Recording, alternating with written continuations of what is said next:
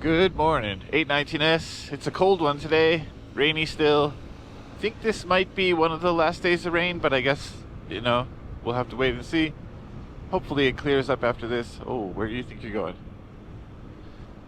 And today, what I want to talk about is the Kawasaki KLE500 that was announced yesterday.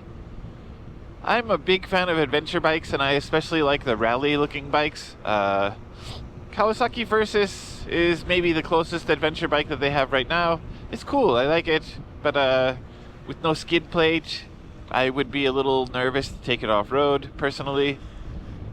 And I think that's also, there's a medium-size and a big-size version of it, right? Or I guess a 250 and then a bigger bike. I don't think there's a mid-size.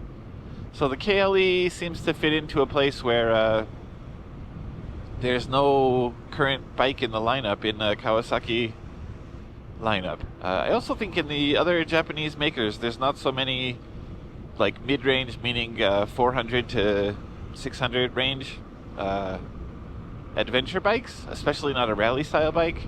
So to see Kawasaki announce something like this is pretty great, I think. I don't know all the specs yet. I don't think Kawasaki has released the weight and horsepower and stuff like that, so we'll have to wait and see. But it's a twin, so maybe it's a little smoother to ride than a thumper.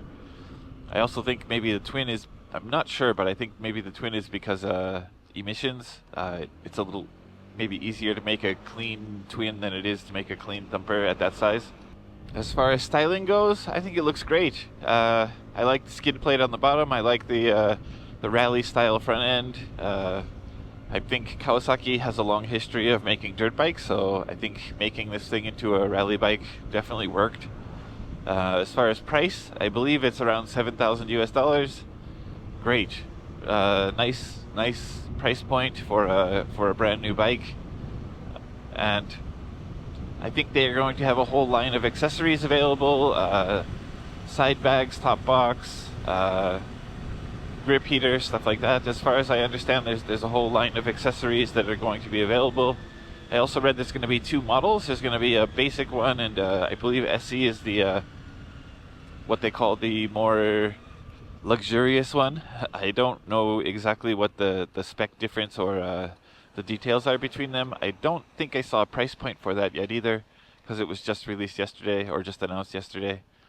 But yeah, I think the motorcycle world is definitely still moving along as it has been, and there's a lot of potential for great things in the future. So let's see how this Kawasaki KLE500 works out.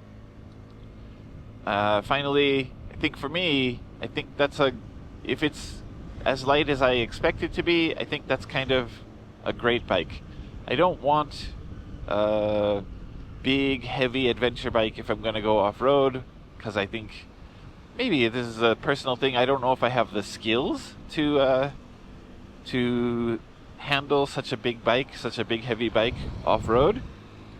That's why I like the lighter bikes. If I do need to put my foot down in order to maintain balance, I think pushing a big 250, 300 pound bike back up is going to be way harder than it would be for my CRF, for example. So yeah, like I said, we'll wait and see. And due to the rain, I decided to try something different. I would normally wear my rain suit when I ride. Today I'm wearing my bike jacket. It's not perfectly waterproof, but it does keep me dry. And I have this leg blanket I bought from Amazon. It's made for scooters and step-throughs because you can wrap it over your legs. The leg blanket is usually something I wear when I ride in really cold days, but I'd never really tried it in the rain. So instead of changing my pants and instead of putting a pair of rain pants on over my regular pants, I decided to try this to see if it's a little bit easier. So far it seems to be fine. I gotta see how it dries out tonight, but yeah. For people who don't want to put on a full rain suit, if you have a waterproof jacket, maybe a rain blanket that wraps around your legs is an option. Seems good so far. My legs are dry and warm, so that's great. Alright, that's it for this one. Thank you so much for watching. I'll see you in the next one. Get out there and ride, and always ride safe.